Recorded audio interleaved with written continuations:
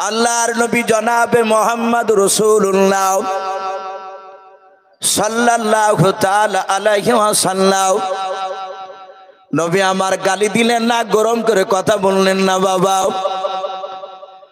আল্লাহ রাসূল কেঁদে কেঁদে আস্তে করে বললেন, চাচা আমি আপনার কাছে কোনো অন্যায় করি নাই, আপনি আমার মুখে থুতু নোংরা জিনিস ভরে দিলেন। আল্লাহ রাসূল বাপজা আর কোনো কথা বললেন না। নবী আমার কাঁদতে কাঁদতে রাস্তা নিয়ে চলে যাচ্ছে। সারা পৃথিবীর দরদি নবী জনাবে মোহাম্মদ রাসূলুল্লাহ সাল্লাল্লাহু তাআলা আলাইহি ওয়াসাল্লাম দরদি নবী আমার আকাশের দিকে আল্লাহর দিকে বাপজা আপনার মাথা কান মুখ কান আসমানের দিকে উঁচু করার পর আল্লাহকে ডেকে বলেন, আল্লাহ আমি তো তোমার কোনো অন্যায় করি নাই, তুমি আমাকে রহমতের নবী করে দুনিয়ার বুকে পাঠিয়েছো গো মাওলা। আমি তোমার দিনের দাওয়াত আমি দিচ্ছিলাম, মানুষ সবাই আমাকে মেনে নিতে পারছে না। ওগো মাওলা মনে হয় তোমার দিনকার বেশিক্ষণ টিকে রাখতে পারবো না।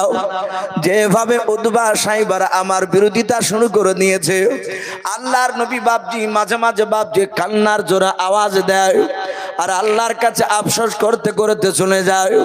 এইদিকে বাবা হযরত উরাইকা ওই আবু জেহেলের হাতখানা ধরে ডাক দিয়ে বলল, রে ভাই ওই যুবক ছেলেটার নাম কি একটু আমাকে বলে দাও। আবু জেহেল বলল, কেন ভাই তুমি যুবকটার নাম জানবা?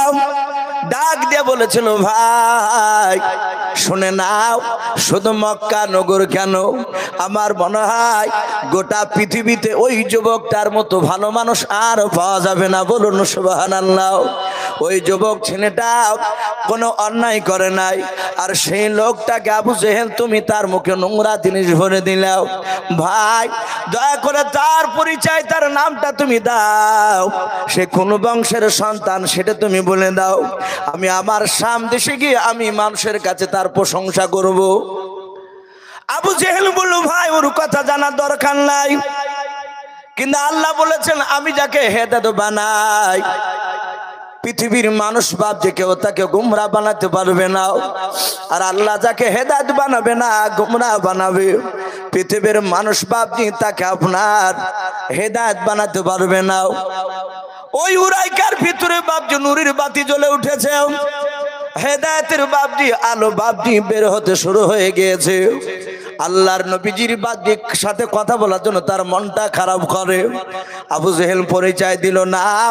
আবু জেহেলের হাত থেকে বাপজি আপনার ওরাইকা হাতখানা বাপজি ছুটে নিয়ে আল্লাহ দরদি নবী যে রাস্তা দিয়ে গিয়েছিলেন ওই রাস্তার দিকে বাপজি দৌড়াতে শুরু করলেন। বেশ নবীজির কাছাকাছি যাওয়ার পর পেছন দিক থেকে বাপজি 15 থেকে 20 হাত দূর থেকে ওই ওরাইকা ডাক দিয়ে বলেছিল, গো মক্কার যুবক তুমি দাঁড়িয়ে যাও। আল্লাহ রাসূলের কানে আওয়াজ গেল। আল্লাহর নবী এইভাবে পেছন ঘুরে তাকিয়ে দেখলেন, বাবা এ তো সেই যুবক, যে যুবক আবু জেহেলের হাতখানা ধরেছিল, যে সময় আবু জেহেল আমার মুখে থুতু ভরে দিয়েছিল। আল্লাহ রাসূল দাঁড়িয়ে বলেছিল, বাবা কেন আমাকে দাঁড়াতে বলে? যুবকটা ডাক দিয়ে বলল, এই যুবক তোমার নাম কি? আল্লাহ রাসূল বলেন, আমার নাম মুহাম্মদ রাসূলুল্লাহ সাল্লাল্লাহু তাআলা আলাইহি ওয়াসাল্লাম। ডাক দিয়ে বলে, তোমার আব্বার নাম কি? নবী বলেন, আমার আব্বার নাম আব্দুল্লাহ। ডাক দিয়ে বলল, বাবা কেন তুমি আমাকে জিজ্ঞাসা করছো? মনে হয় তোমার বাড়ি মক্কা নগরে নয়। ওরাইকা বলল, না যুবক আমার বাড়ি মক্কা নগরে নয়, আমার বাড়ি শাম দেশে। আল্লাহর নবী বললেন, ওগো বাবা তুমি চিনতে পারো না? বলো না। বলে আমি মায়ের নবী দরুদ নবী। আল্লাহ আমাকে নবী রাসূল করে দুনিয়ার বুকে পাঠিয়েছে মানুষ জাহান্নামের রাস্তা থেকে যেন জান্নাতের রাস্তায় যেতে পারে। এই জান্নাতের রাস্তা দেখানোর জন্য আমাকে রাসূল করে পাঠিয়েছে।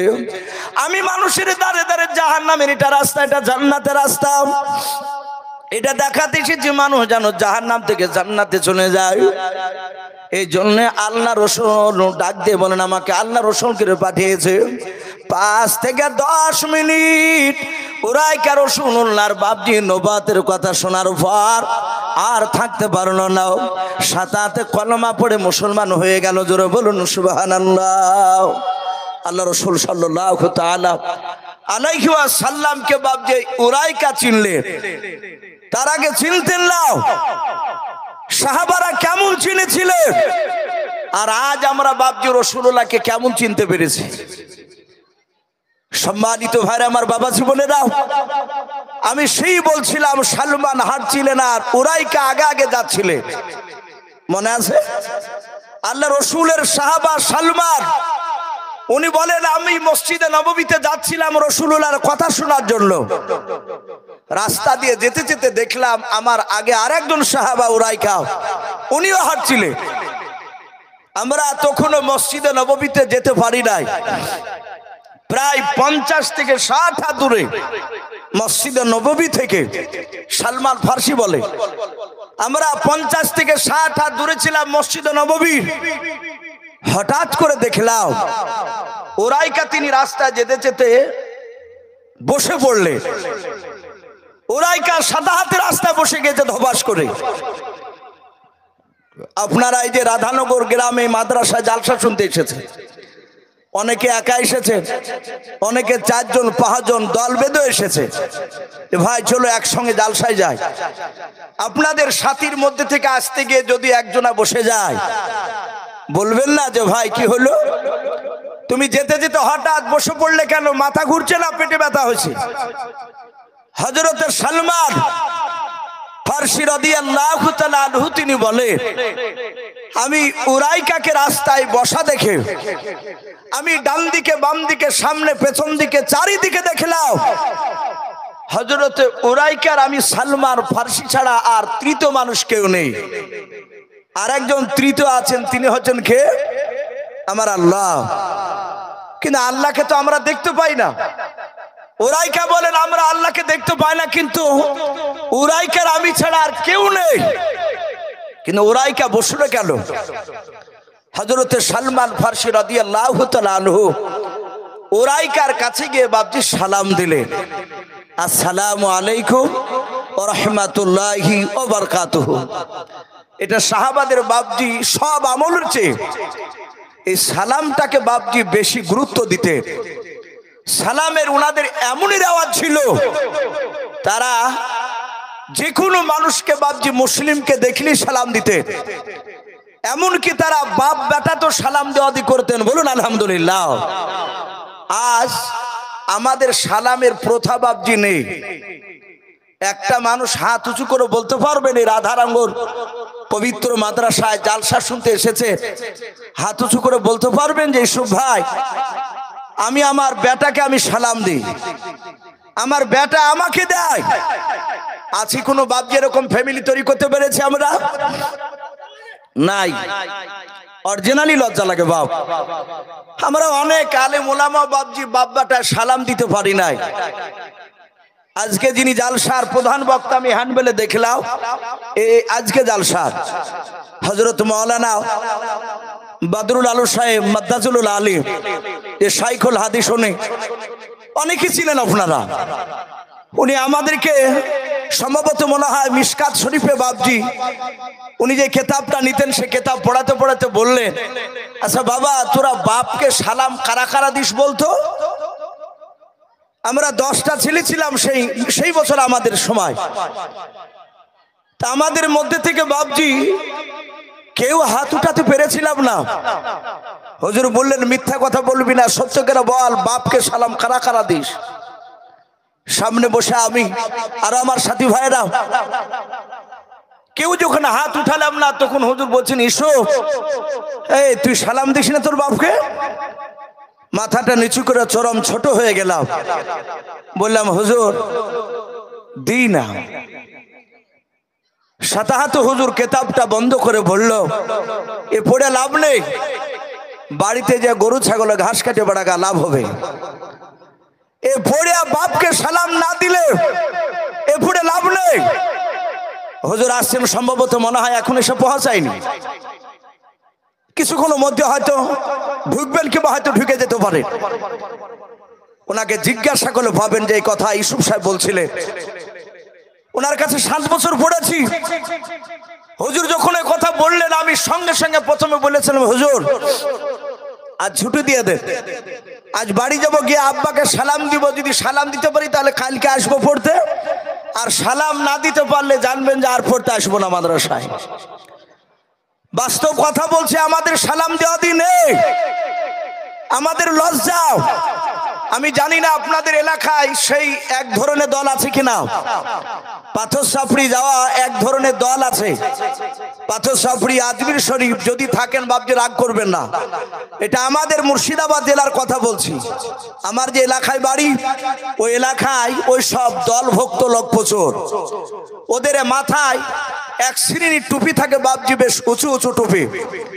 তারা আমাদের এই জাল টুপি দেখলি বাপজি তারা নাক ছিটকায়। আমরা সালাম দিলেও বাপজি অনেকে সালাম দেয় না, বলে এই টুপিওয়ালাদেরকে সালাম দেওয়া চলবে না। বাস্তব কথা বলছি, এই টুপি দেখে সালাম দিয়ে দেওয়া হয় আমাদের মুর্শিদাবাদ কিছু কিছু এলাকায়। বাপজি আমরা মুসলিম, আমরা মুসলিম। আজ আমরা হানাফি, বেরেলি, ফারাজি, দেওবন্দি, এখানে বাপজি আমাদের ঘরটা নষ্ট হয়ে গিয়েছে। গোটা পৃথিবীর বেঈমানেরা বাপজি তারা দেখে নিয়েছে যে মুসলিমদের মধ্যে ঐক্য নেই। আজ বাপজি ফিলিস্তিনে মারছে, মায়ানমারকে শেষ করে দিয়েছে অংশুচি। আমরা জানি একটা লোক হাত উঁচু করে বলতে পারবেন না যে হানাফিকে ছেড়ে দিয়েছে, ফারাজিকে ছেড়ে দিয়েছে, বেরেলিকে ছেড়ে দিয়েছে, কথা বলতে পারবে? ফিলিস্তিনে মারছে, হানাফিকে বাপজি মারছে না। ইসরায়েলটা যাহাতে শুনছে যে হানাফি ছেড়ে দিচ্ছে, কিংবা আহলে হাদিস নাম শুনলে ছেড়ে দিচ্ছে, এরকম শোনা যায় ভাই? খবরে শোনা যায় না। ছোট ছোট মুসলমান ঘরের বাচ্চা ছেলেরাও, তাদেরও বাপজি রেহাই নেই। শুধু মুসলিম ঘরে জন্ম হওয়ার জন্য মায়ানমারে দৃশ্য আপনারা অনেকে দেখেছে। 3-4 মাসের বাচ্চা, 1.5 বছরের বাচ্চা, ছোট ছোট মাসুম বাচ্চা ছেলেদেরকে ওই ইহুদি কুত্তার বাচ্চারা ধরে নিয়ে গিয়ে তার মার বুক থেকে জোর করে টেনে নিয়েছে। কেউ আল্লাহ বলেছে, কেউ মহা, যাদের কথার আওয়াজ বেরোয় না তারা শুধু ট্যাটা করে কেঁদেছে। কাদার পরে তারা করেছে কি, তারা কর্কের টিনের উপরে বাপজি বাচ্চাগুলোকে শুয়ে দিয়েছে। যারা হামাগুড়ি দিতে জানে তাদের হাত পাগুলো দড়ি দিয়ে বাপজি বেঁধেছিল। 10টা 12টা 20টা করে বাচ্চা ছেলেকে কর্কের টিনের উপর শুয়ে দিয়ে তলে ইট দিয়ে বাপজি কর্কের টিনটাকে উঁচু করেছে। আর কর্কের টিনের তলে কাঠ ভরে দিয়ে বাপজি পেট্রোল ঢেলে দিয়ে আগুন জ্বালিয়েছে। আগুন জ্বালিয়ে আগুনের তাপে কর্কের টিন লাল হচ্ছে। আর সেই ইহুদি কুত্তার বাচ্চারা তারা দূর থেকে হাত তালি মেরে মেরে বাপজি আনন্দ করছিল। অপরাধ কি ওদের? ওরা তো কিছু বলতে শিখে নাই। অপরাধ একটাই, সেটা হচ্ছে মুসলমান ঘরে জন্ম নেওয়া। ও বাপজি ভাই, আমি অনুরোধ করব আর দলাদলির দিকে বাপজি যাব না। আমরা সালাম দেওয়াতি তাকাতাকি করব না। সে আহলে হাদিস হোক, আর সে হানাফি হোক, সে বেরেলি হোক, আর সে দেওবন্দি হোক, আর সে তাবলিগি হোক না কেন, আমরা দেখব উনি কলমা পড়া ভাই কিনা। যদি কলমা পড়া ভাই হয় আমরা সালাম দিব। বলুন ইনশাআল্লাহ, একটু জোরে বলুন ইনশাআল্লাহ। বাপজি প্রতিটা মুসলমানের পিঠ বাপজি আমাদের দেওয়ালে ঠেকে গিয়েছে, দেওয়ালে ঠেকে গিয়েছে। এখন আমাদের বাপজার তর্ক বিতর্ক করার সময় নেই। তা আমি বলছিলাম সালাম হযরতে সালমান ফারসি রাদিয়াল্লাহু তাআলা আনহু উরাইকার কাছে গিয়ে সালাম দিলেন, আসসালামু আলাইকুম ওয়া রাহমাতুল্লাহি ওয়া বারাকাতুহু। হযরতে সালমান ফারসি রাদিয়াল্লাহু তাআলা আনহু বলে, আমি দেখলাম আমি যখন সালাম দিলাম উরাইকা সালামের উত্তরটা দিলে, ওয়া আলাইকুমুস সালাম ওয়া রাহমাতুল্লাহি ওয়া বারাকাতুহু। এই সালামের উত্তর দিয়ে সালমান বলেন দেখলাম উরাইকা চুপচাপ ঠোঁট বন্ধ হয়ে গেছে, আর নড়াই না। সালমান ফারসি রাদিয়াল্লাহু তাআলা আনহু বাবা উরাইকার হাতখানা ধরে বলেছিলেন, ভাই তোমার কি হলো? তুমি রাস্তায় যেতে যেতে হঠাৎ করে কেন তুমি বসে গেলে বলো? হযরতে সালমান ফারসি আবার ডাক দিয়ে বলেন, ভাই উরাইকা, তুমিও নবীজির দরবারে যাচ্ছিলে, আমিও যাচ্ছিলাম। ভাই আমরা এখনো মসজিদে নববীতে যেতে পারি নাই। ওরে ভাই উরাইকা, ভাই তুমি কেন রাস্তায় যেতে যেতে বসে গেলে? তুমি বলো, তোমার কি পেটে ব্যথা হলো নাকি? তোমার কি মাথার যন্ত্রণা হয়েছে, ব্যথা হয়েছে? বলাও। হযরত বাপজি উরাইকা কোনো কথা বলে নাই। সালমান বলেন, শুধু আমার দিকে ফাল ফাল করে চেয়েছিলেন, কথা বলে নাই। সালমান দেখলেন তো আমার কথা শুনবে না। সালমান ফারসি রাদিয়াল্লাহু তাআলা আনহু বাবা সোজা দৌড়ে মসজিদ নববীর দিকে বাপজি দৌড়ে চলে গেলেন।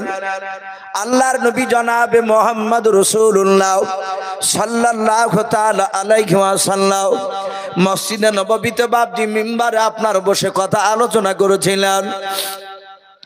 হযরতে সালমান ফারসি নবীজির বাপজি মসজিদে নববীর দরজায় গিয়ে সালাম দিলেন, আসসালামু আলাইকা ইয়া রাসূলুল্লাহ ইয়া হাবিবাল্লাহ। আল্লাহর নবীজি সালামের উত্তর দিয়ে দিলেন। ডাক দিয়ে বলেন, সালমান কি ব্যাপার, তুমি আমার কাছে কেন দৌড়ে এসে সালাম দিন? বলো। সালমান ফারসি রাদিয়াল্লাহু তাআলা আনহু ডাক দিয়ে বলেন, নবী গো, আপনার দরবারে আমি আর একজন সাহাবা উরাইকা দুজনেই আসিলাম। আপনার মসজিদ নববীতে পৌঁছানোর আগে নবী 50 থেকে 60 হাত দূরে দেখলাম উরাইকা রাস্তার ধারে তিনি বসে পড়লেন। আমি ওনাকে গিয়ে সালাম দিলাম, উনি সালামের উত্তর দিলেন, তারপর আর আমার সঙ্গে কোনো কথা বলে নাই। ও নবীজি, দয়া করে আপনার কোন সাহাবার মারফতে আপনি উরাইকাকে ডেকে নিয়ে আসুন। আপনি উরাইকাকে বলুন কেন রাস্তা আস্তে আস্তে বসে গিয়েছিলেন। আল্লাহর নবী জনাবে মুহাম্মদ রাসূলুল্লাহ সাল্লাল্লাহু তাআলা আলাইহি ওয়াসাল্লাম নবী আমার ডাক দিয়ে বলুন, সালমান আমি অন্য কোন সাহাবাকে বলবো না, শুধু তোমাকে বলবো। যাও হযরতে উরাইকার কাছে গিয়ে তুমি আমার নামটা করবা, দেখবা উরাইকা আর বসে থাকতে পারবে না, আমার নাম শুনিয়াও। হযরতে সালমান ফারসি রাদিয়াল্লাহু তাআলা আনহু তিনি বলেন, আমি দেখলাম আল্লাহর নবী জনাবে মুহাম্মদ রাসূলুল্লাহ সাল্লাল্লাহু তাআলা আলাইহি ওয়াসাল্লাম তার সাহাবা সালমান বলেন, আমি দৌড়ে চলে যাওয়ার পর হযরত উরাইকার কাছে গিয়ে আমি দ্বিতীয়বার সালাম দিলাম। উনি আবার সালামের উত্তরখানা দিলেন। উরাইকার হাত দুখানা হযরত সালমান ফারসি জোরে ধরে বলেছিলেন, ভাই উরাইকা, আমি তোমাকে ব্যক্তিগত ডাকতে আসি নাই রে ভাই, শুনে নাও বিশ্ব নবী তোমাকে ডাক দিয়েছে, এখনই যাওয়া লাগবে। হযরত সালমান বলে, যখন আমি নবীর নাম করলাম আর উরাইকা বাপ যে আপনার বসে থাকলেন না, তিনি চট করে দাঁড়িয়ে গেলেন। দাঁড়িয়ে যাওয়ার পর সালমানের হাতখানা ধরে বলেছিলেন, ভাই তাড়াতাড়ি বলো রাসূলুল্লাহ মসজিদে নববীতে আছে না বাড়িতে আছে? বলে, রাসূলুল্লাহ বাড়িতে নাই, মসজিদে নববীতে আছে। আল্লাহর নবীজির সাহাবা সালমান বলেন, আমি দেখলাম উরাইকা আগে আগে দৌড়াতে শুরু করে দিলাম মসজিদে নববীর দিকে। আমি উরাইকার পেছন পেছন চলে গেলাম। আল্লাহর রাসূলের কাছে গিয়ে উরাইকা তিনি সালাম দিয়ে দিলেন। নবী আমার সালামের উত্তর দেওয়ার পর উরাইকাকে ডাক দিয়ে বললেন, ভাই উরাইকা তুমি আমার কাছে এসো। উরাইকা নবীজির কাছে চলে গেলেন। আল্লাহর দরদি নবী উরাইকার হাতখানা ধরে বলেন, উরাইকা বলো বলো তুমি আমার দরবারে আস্তে আস্তে কেন রাস্তার ধারে তুমি বসে গিয়েছিলে কেন? বলো। উরাইকা মুখের দিকে বাপজি ইশারা করে আস্তে করে আঙুল দিয়ে বাপজি ইশারা করে বলতে চাইছে, আমার কিছু হয় নাই। আল্লাহর নবী বলেন, উরাইকা তুমি ভয় করো না, তুমি কথা বলো। এই উরাইকা তুমি কথা বলো, তুমি কেন রাস্তায় আস্তে আস্তে বসে গিয়েছিলাম? উরাইকা আস্তে করে বলছেন, ইয়া রাসূলুল্লাহ ইয়া হাবিবাল্লাহ মাফ করবেন বেয়াদবি হলে। নবী গো আমার শরীরের কিছু হয় নাই, নবী আপনি আমাকে বসতে বলেছিলেন, তাই আমি রাস্তার ধারে বসে গিয়েছিলাম। জোরে বলুন সুবহানাল্লাহ। হযরত উরাইকা রাসূলকে ডাক দিয়ে বলছেন, নবী আমার কিছু হয় নাই। বলে, বসলে কেন? বলে, হুজুর আপনি যে আমাকে বসো বললেন, আল্লাহ রসুল মসজিদে নববীর মিম্বারে বসা ছিলেন। উরাইকার উত্তর শুনে নবী দাঁড়িয়ে গেলেন, দাঁড়িয়ে বললেন, উরাইকা, আমি তো তোমাকে বসতে বলি নাই, কারণ আমি জানতাম না যে উরাইকা তুমি আর সালমান ফার্সি আসছিলেন। আমরা জানি গায়েবের খবর, অদৃশ্যের খবর আসমান জমিনের মধ্যে একজন ব্যক্তি জানেন, তিনি কে? একটু জোরে বলো। আমার আল্লাহ। নবীরা গায়েবের খবর জানতেন না। আল্লাহ রসুল বলেছেন আমরা অতটাই অদৃশ্যের খবর বলতে পারতাম যতটা আল্লাহ রাব্বুল আলামিন তার মহব্বতের ফেরেশতা সম্রাট জিবরিল আলাইহিস সালামের মারফতে যতটা জানাতেন অতটাই, তার বাইরে নয়। হযরতে বিশ্ব রাসূল বলেন, উরাইকা, আমি জানতাম না যে তুমি আমার দরবারে আসছিলে। বলে, হুজুর আপনি যে আমাকে বসো বললেন। বলে, উরাইকা, আমি তোমাকে বসতে বলি নাই, আমার মসজিদে নববীর ভিতরকার একজন সাহাবা দাঁড়িয়ে গিয়েছিল। আমাদের জালসা তো রকম হয়, মানুষ উঠা বসা করে, 1 নম্বর 2 নম্বর সাজতে যায়, কারো বাড়ি থেকে ডাক হয় চলে যায়। তখন আমরা অনেক সময় বলি, এই ভাই বসেন বসেন, বলি না অনেক বক্তারা। তা আল্লাহ রসুল বলেন, উরাইকা, আমার মাহফিলের মাঝ থেকে একজন সাহাবা মসজিদে নববীর ভিতরকার দাঁড়িয়ে গিয়েছিল। আমি তাকে বলেছিলাম, সাহাবা বসো। উরাইকা বলছেন, হুজুর আপনি নাম ধরে তো বলেন না, যাকে বসো বলেন উনিও সাহাবা, আমিও তো সাহাবা। যখনই আপনি সাহাবা বসো বলেছেন, আপনার গলার আওয়াজটা মসজিদ নববী থেকে 50 থেকে 60 হাত দূরে, আমি তখন রাস্তায় আসছিলাম, আমার কোন কহরে পৌঁছে গিয়েছে আওয়াজ, আর আমি থাকতে পারি না, সাথে হাতে বসে গিয়েছিলাম। একবার মহব্বতে বলবেন না সুবহানাল্লাহ? একটু বাপজি রাত্রিবেলায় বাড়িতে বালিশে মাথা লেগে একটু সমীক্ষা করব, আমরা একটু চিন্তা করব যে রসুলের সাহাবারা বাপজি কতটা রসুলকে মহব্বত করতে, আর আজ আমরা কতটা মহব্বত করি। আমরা অনেকে দাবি করে রসুলকে খুব ভালোবাসি, কিছু মনে করবেন না বাপ। দাবি করেছে, আবার পা থেকে মাথা পর্যন্ত তাকালে দেখে মনে হয় সে আবু সেহেলের ফুফাইতো ভাই। ওর পা থেকে মাথা পর্যন্ত বাপজি রসুলের সুন্নাত দেখতে পাওয়া যায় না। কথা ঠিক না বেটি? কথা বলুন। অথচ দাবি করে নবীকে ভালোবাসি, নবীর সুন্নাতকে জিন্দা করি। ভাই ভাই আলহামদুলিল্লাহ, খুব খুশি হয়েছে ভাই। এই মাদ্রাসা পোড়ানো হিসাবে এসে বুঝতে পারলাম যে এখানে মানুষ অনেক হবে। আলহামদুলিল্লাহ, মানুষ যথেষ্ট হয়ে গিয়েছে। ভাই যারা বসে আছে, আমি তাদেরকে আরেকটু অনুরোধ করব, ভাই একটু নড়াচড়া করে যদি একটু এগিয়ে আসতে, তাহলে আমার অনেক যুবক ভাইয়েরাও বাপজিরা পেছনে দাঁড়িয়ে আছে। যুবক ভাই বাপজি, আমি অনুরোধ করবো আপনারা একটু সাইডে এসে একটু বসুন। আর আলহামদুলিল্লাহ, সবচেয়ে খুশি হলাম ভাই, আমার মনে হয় এই গ্রামের মাদ্রাসার কিছু কথা শুনলাম। এই দক্ষিণ দিনাজপুরে কিছুদিন আগে একটা জালসায় গিয়েছিলাম, সেখানে গিয়ে বাপজি শুনলাম ওনারা বলছেন, ইসুফ ভাই প্লেন ওয়াজ করুন। আমাদের এখানে 5000 দেন, কে হাত তুলে, এভাবে কালেকশন হয় না। কারণ আমাদের এখানে মানুষ জায়গা করা আছে, তারা টাকা দিবে, বসবে, ওয়াজ শুনবে। এতে ওয়াজে বক্তারও ক্ষতি হবে না, যারা শুনতে আসবে তাদেরও শুনতে ভালো লাগবে, বক্তাকে বলতে ভালো লাগবে। আপনাদের এই মাদ্রাসার এই আইন শুনে দেখলাম 2টো মাদ্রাসা নজরে পড়লো। তাই ভাই অনেক বাপজি ভাই এসেছে, এই মাদ্রাসায় মেহমান খানা করছে। মৌলানা সাহেব শোনাছিলেন, আরিফ ভাই ওনার সাথে যেহেতু ফোনে আমার কথা হয়েছে, রবুল ভাইয়ের সঙ্গে কথা হয়েছে, ওনারা বলছিলেন। আবার আরেকজন ব্যক্তি মাদ্রাসার শিক্ষক, উনি বললেন, হুজুর দোয়া করবে, আগামী বছর মিশকাত খুলছে ইনশাআল্লাহ রোজার পরে। তাহলে অনেক টাকা বাপজির প্রয়োজন। তো উনি বললেন যে হুজুর একটু বলবেন, এ চাইতে হবে না, বললেই মানুষ দিবে। অনেক বাপজি ভাই যারা চলে এসেছেন ভাই, আমরা হইচই করব না, আমরা আস্তে আস্তে করে যাবো। আর দুই সাইডে টাকা দান নেওয়ার বাপজি জায়গা ব্যবস্থা করা হয়েছে। আপনারা বাপজি যাবেন আর ওই টাকা যেখানে দেওয়া হচ্ছে সেই জায়গায় বাপজি টাকা দিবেন মাদ্রাসায়।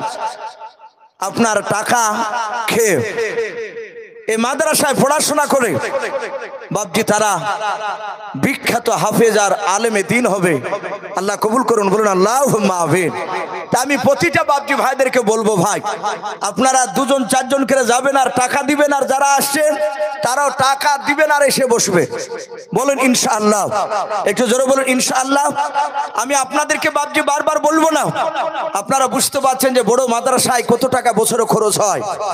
সেই দিকে বাপজি ভাবনা চিন্তা করে ইনশাআল্লাহ আমরা এখান থেকে যারা বাড়ি যাব, আমরা কেউ এই মাদ্রাসায় টাকা না দিয়ে যাব না। একটু হাত উঁচু করে বলুন তো ইনশাআল্লাহ, একটু জোরে বলেন ইনশাআল্লাহ। আল্লাহর ক্যামেরাতে বাপজি ছবি উঠুক, আল্লাহ কবুল করুন, বলুন আল্লাহুম্মা আমিন। আপনারা যাবেন আর টাকা দিবেন আর এসে বসবে।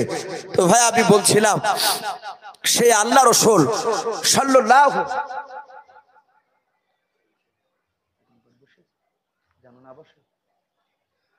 হ্যাঁ ভাই, এই জালসার সভাপতি সাহেব আমাকে তোলার পূর্বে তিনি একবার ঘোষণা করেছে, আশা করি দিনের বেলা তো হয়তো ঘোষণা হয়েছে।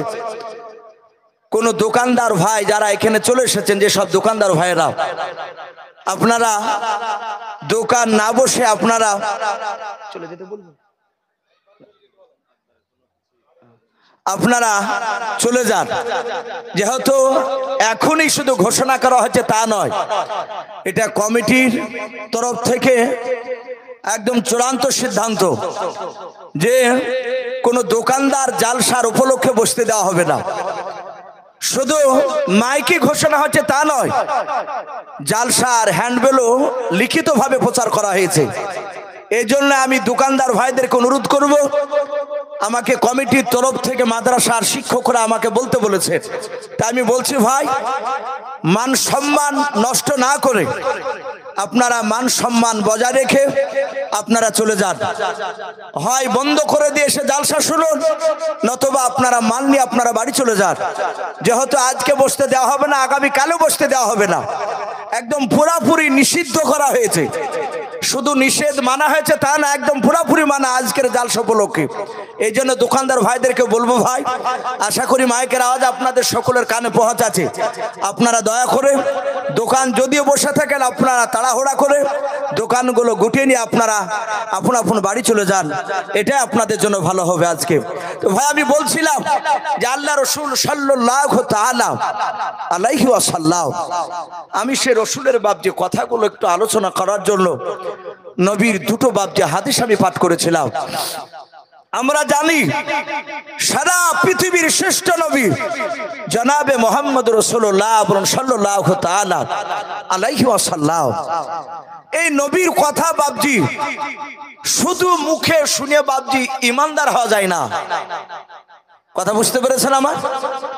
শুধু নবীর কথা আমি নবীকে ভালোবাসি এতটুক মৌখিক দাবি করে জান্নাত যাওয়া বাপজি সম্ভব নয়। নবীকে বাপজি মুখে ভালোবাসি এটা দাবি করা লাগবে, তার সাথে সাথে নবীর প্রতিটা সুন্নাতের উপর বাপজি আমল করা লাগবে। কথা ঠিক না বেঠিক বলো? নবীর সুন্নাতকে বাপজি মানা লাগবে। এক শ্রেণীর মানুষ নবীর জন্মদিবস উপলক্ষে, নবীর জন্মদিবস উপলক্ষে বাপজি তারা মিটিং করে বেড়ায়। অনেকে ইউটিউবে দেখছেন, এখন ফেসবুকে অনেক জায়গাতে তারা মাইকিং করে ডিজে বাজিয়ে আজ নবীজির জন্মদিবস, আজ নবীজির জন্মদিবস, আল কোরআনের আলো এ প্রচার করে বেড়াচ্ছে সকাল থেকে বৈকাল পর্যন্ত। গোটা দিন প্রচার করে এসে বলছে তোমরা এত করো না, পাও না। নবীর জন্মদিবসে স্লোগান দিতে গিয়ে ইমান মনে হচ্ছে তাজা হয়েছে। বাস্তব কথা বলছি, যিনি বলছেন তাকে বলছে, চাচা ফজর নামাজ পড়েছেন? বললো বাপ না, এখনো পড়তে লাগেনি, অথচ নবীর স্লোগান দিচ্ছে। এই স্লোগান দিয়ে মহব্বত দাবি করে জান্নাত যাওয়া যাবে? আমরা জানি রাসূলুল্লাহর আপন চাচা নবীজির আব্বারা টোটাল ভাই ছিল বাপজি 10টা। এই 10টার মধ্যে বাপজি রসুলের সব চাচা ঈমান আলা ছিল না, কয়েকটা ঈমান এনেছিল আর কয়েকটা বেঈমান ছিল। তার মধ্যে থেকে বাপজি রসুলুল্লাহর একটা চাচার নাম ছিল আবু তলিব, নাম শুনেছেন আপনারা? নবীজির দাদার নাম ছিল আব্দুল মুত্তালিব আর নবীজির চাচার নাম ছিল আবু তলিব।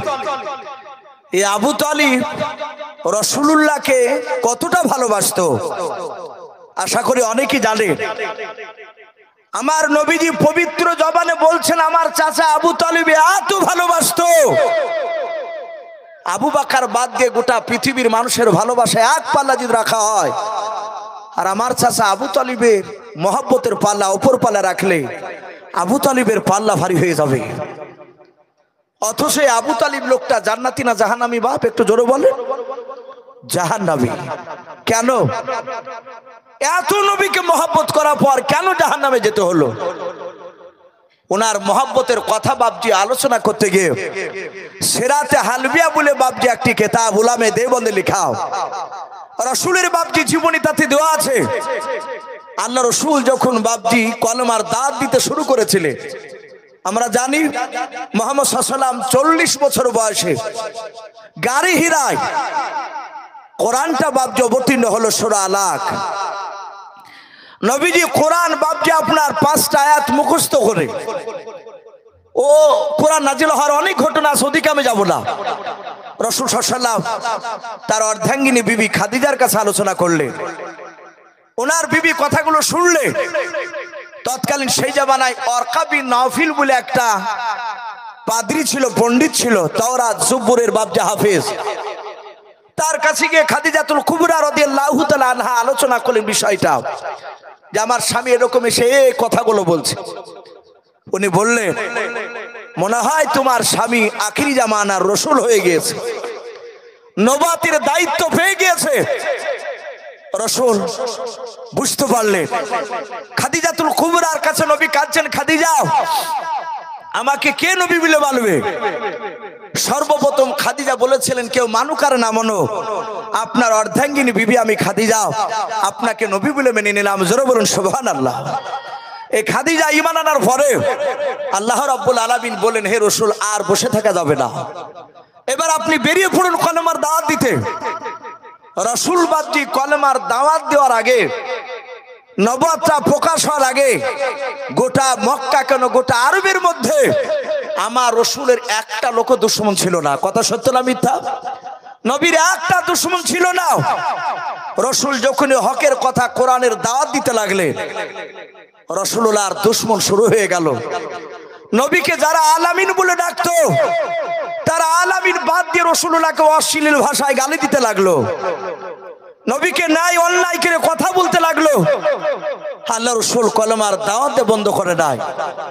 কিতাবে এসেছে রাসূলুল্লাহ এইভাবে কলমার দাওয়াত দিতে দিতে নবীজির বাপজি আপনার 14 দিন চলছে কলমার দাওয়াত দেওয়া।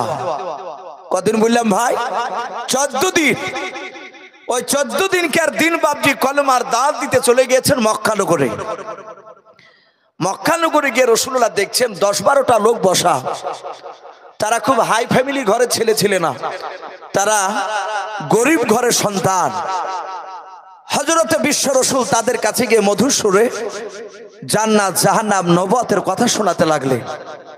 তারা মন দিয়ে কথাগুলো শুনছিল। যাহাতে বাপজি 10-12টা লোক কথা শুনছিল, আর ওই সময় বেঈমান আবু জেহেল সোজা দৌড়ে গিয়ে, শুধু একাই নয়, আবু জেহেল, উতবা, সাইবা, আবু সুফিয়ান, তখনও আবু সুফিয়ান ঈমান আনেনি, তখন বেঈমানই ছিল, পরে ঈমান এনেছিল। এই কয়েকটা কুখ্যাত বাপজি বড় নেতা তৎকালীন সেই জামানা আরবে মক্কা নগরে, এই আবু জেহেল এরা দলবল নিয়ে গিয়ে রাসূলুল্লাহর কাছে গিয়ে ধমক দিয়ে বলে, এই ভাতিজা এখানে কি করছিস? আল্লাহ রাসূল বলে, চাচা আমি এদেরকে জান্নাতের কথা শোনাচ্ছিলাম। ভালো কথা শোনাছিলাম, মানুষের জানে কেউ অন্যায় না করে, কিন্তু এই সব গুণগুলো সব আবু জেহেলের ভিতরে ভরা ছিল। আমার বিশ্ব নবী কথাগুলো যাহাতে বলছিলেন, আবু জেহেলের চোখ দুটো লাল হয়ে গিয়েছে। উদবার চোখ লাল, সাইবার চোখ লাল, আবু সুফিয়ানের চোখগুলো লাল। প্রথমে গিয়ে আবু জেহেল রাসূলুল্লাহর গলায় হাতখানা দিয়ে বাপ যেভাবে মারলো ধাক্কা, রাসূল হুড়মুড় করে পড়ে গেলেন। নবীজির কপালটা বাপটি ফুলে গেল পাথরে ধাক্কা লেগে। খলাবায় বিনি পাইনি বাপ আপনাও। আল্লাহ রাসূল পড়ে গিয়ে বললেন, চাচা আমি তো আপনার কোনো অন্যায় করিনি। আবার আবু জেহেল চিৎকার করে বলল, এই তুই আমাদের বাপ দাদার ধর্মের বিরুদ্ধে কথা কেন বলছিস বল।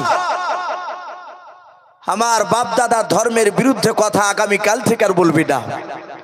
তোকে 2-3 দিন আগেও বারণ করেছি, আজও বারণ করলাম, বেরিয়ে যাও। আগামী কাল থেকে যদি বাপ দাদা ধর্মের বিরুদ্ধে কথা বলিস তাহলে আমরা মারতে বাধ্য হব।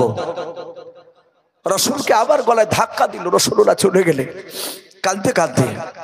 কেতাবে লিখেছে ওই সময়টি রাসূলুল্লাহর আপন চাচা আবু তালিব হেঁটে হেঁটে যাচ্ছিল মক্কা করে, ওই যেখানে আবু জেহেলরা আছে।